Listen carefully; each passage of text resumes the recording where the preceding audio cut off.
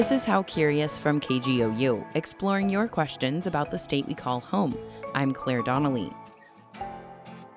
This week, I have an update. In our last episode, listener Greg Elwell asked How Curious if it was really illegal in Oklahoma to take a bite of someone else's hamburger. He kept seeing it on lists of weird state laws. If you haven't listened to the episode, you can find it on kgou.org or wherever you listen to podcasts. Anyway, we talked to owners of burger joints, people who work at the state capitol, and a city attorney, but no one had heard of this law. Here's a clip of Greg from the end of the episode. If anybody was going to know if sharing a hamburger was illegal, you would think it'd be someplace selling hamburgers, and they haven't heard of it. I mean, that's pretty busted. A couple of people I talked to say it could have started as a law in a small town, and then people exaggerated until it included the whole state. So we asked you to check the ordinances in your city or town. And we got an email. I'm Jim Croy. I'm a judge in Oklahoma County District Courts. Judge Croy tried to track down the actual law.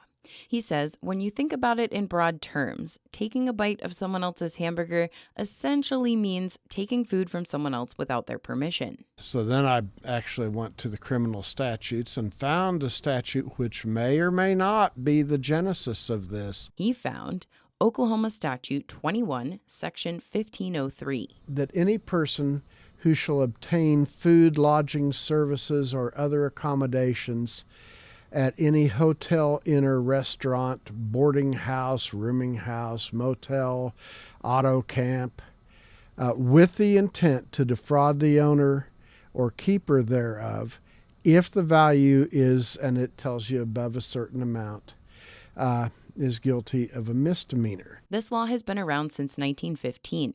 It basically makes it a crime to cheat a hotel or business owner out of money.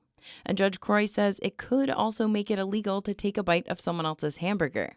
Or it could at least explain how the idea got started that Oklahoma restaurant owners were banning people from sharing food. When you read a statute like this, you're going to assume that the person most interested in having this criminal statute on the books was the purveyor of the food or lodging. The law comes up in several court cases. In one, a man allegedly left a motel without paying his full bill and was convicted of defrauding an innkeeper. What's the punishment for breaking this law? Depending on the value of the food or lodging, you could be fined up to $5,000 or spend up to 5 years in prison. But you would probably have to intend to defraud restaurant owners of a lot of hamburgers. Judge Croy says cases for this statute would come through his court. But I've been doing this court for over 21 years, and I can tell you I've not had this statute come up yet. Not in Oklahoma County. We're pretty law-abiding on hamburgers in Oklahoma County. So it's kind of a stretch, but the next time someone tries to take a bite of your hamburger, you could tell them they're breaking the law, and then show them Statute 21, Section 1503 as proof.